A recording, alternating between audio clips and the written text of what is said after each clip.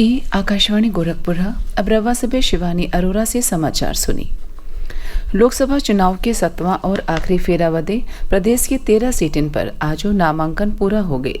आखिरी दिन ने बनारस के तिसर की भेरी भाजपा उम्मीदवार के तौर पर प्रधानमंत्री नरेंद्र मोदी पर्चा दाखिल कैले। ये दौरान मुख्यमंत्री योगी आदित्यनाथ मौजूद रहले। नामांकन से पहले भिन्न ही प्रधानमंत्री दशाश्वमेध घाट पहुंचले और गंगा का पूजन कैले। एकरे बाद ही प्रधानमंत्री काशी का कोतवाल कहल जाए वाले काल भैरव के पूजा कैले।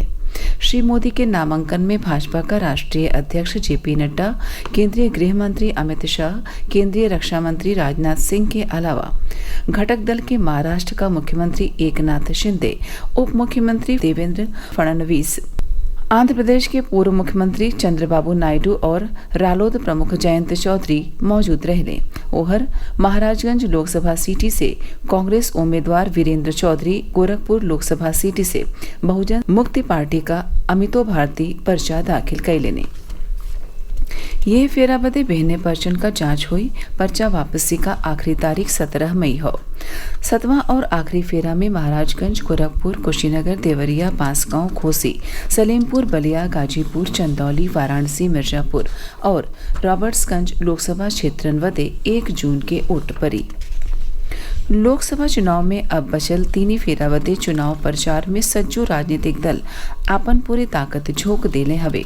यही क्रम में भाजपा का सीनियर नेता और प्रधानमंत्री नरेंद्र मोदी आज अपने संसदीय क्षेत्र वाराणसी में पर्चा भरने के बाद रुद्राक्ष कन्वेंशन सेंटर में पार्टी कार्यकर्ता लोग इनके संबोधित करत जीती का मंत्र देले।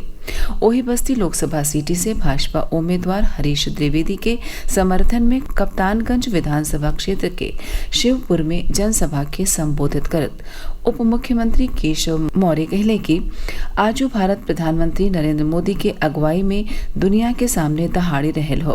वहां के कहले कि विपक्षी पार्टी गरीबी दूर नाई कैल चाहेले, महिला, दलित, पिछड़ा और आदिवासी समाज के मुख्य धारा में ना ही ले जावल चाहेले, बल्कि खाली मोदी के हटा के आपन स्वार्थ साधल चाहेले।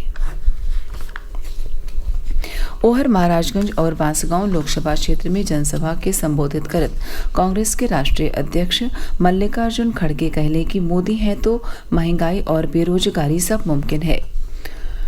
पेट्रोल और गैस महंगा हो गयल हो, खेत में डारे वाला कीटनाशकों का दाम बढ़ी गयल हो। मोदी लोगिन के डेरवा के आपन सरकार चला रहल हवे।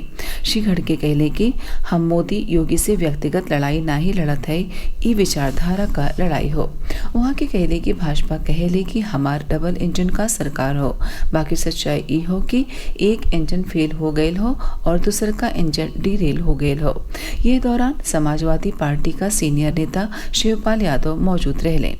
यही तरह समाजवादी पार्टी के अध्यक्ष अखिलेश यादव जालौन जिला में एगो राजनीतिक सभा में बीजेपी पर हमला बोलने और कहले कि बीजेपी भ्रष्टाचार में पुरहर डूबल हो और ओकरे नीतियन के नाते बेरोजगारी बढ़ती जा रहत हो।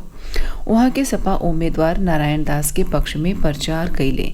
वहीं कांग्रेस महासचिव प्रियंका गांधी वाड्रो आजू कमेटी में कई गो नुक्कड़ सभा के संबोधित कैली। हापुड़ जिला का तीर्थनगरी गढ़मुक्तेश्वर ब्रजघाट में बैसाख महीना की सप्तमी के दिन ने आजू धूमधाम से गंगा जन्मोत्सव मनावल गयल। यह मौका पर श्रद्धालुओं के ओर से शोभा यात्रा निकाल कर गयल और गंगा पूजन कैल गयल। पौराणिक मान्यता हो कि यही दिन ने गंगा का प्राकट्य भयल रहल। गंगा सप्तमी पर श्रद्धालु गंगा में नहा के विधि विधान से गंगा के किनारे पूजा अर्चना कैले। प्रदेश में भयल 2 गो अलग अलग दुर्घटना में 9 लोगन का मौत हो गई, जबकि कई जने और घायल हो गए। हापुड़ जिला के थाना गढ़मुक्तेश्वर इलाका के अल्लाह बख्शपुर के लगे सड़क दुर्घटना में 6 लोगन का मौत हो गई, जबकि एक जने गंभीर घायल हो गए। मौका पर पहुंचले पुलिस घायल के इलाज बदे जिला अस्पताल में भर्ती करवलसी। घटना तब भयल जब नैनीताल जा रहल एगो तेज रफ्तार कार बेकाबू होके पलट गई। ओहर बनारस के आदमपुर थाना के रानीघाट पर नहाए गए 3 दोस्तन का गंगा में डूबने से मौती हो गई। सूचना पर पहुंचली पुलिस गोताखोरन के मदद से तीनों सवन के बहरे निकलवसली। तीनों के दीनदयाल अस्पताले पहुंचावल गईल, जहवा डॉक्टर उन्हें मृतक घोषित कई दिले। वहीं बदायूं के कचला गंगा घाटी पर नहाए गईल 3 गो किशोरी और एगो किशोर गंगा में बही गईले। हालांकि मौका पर मौजूद गोताखोर तीनों किशोरियन के बचा लेले, बाकी किशोर अबहिनो लापता हो। समाचार पूरा भइल। नमस्कार।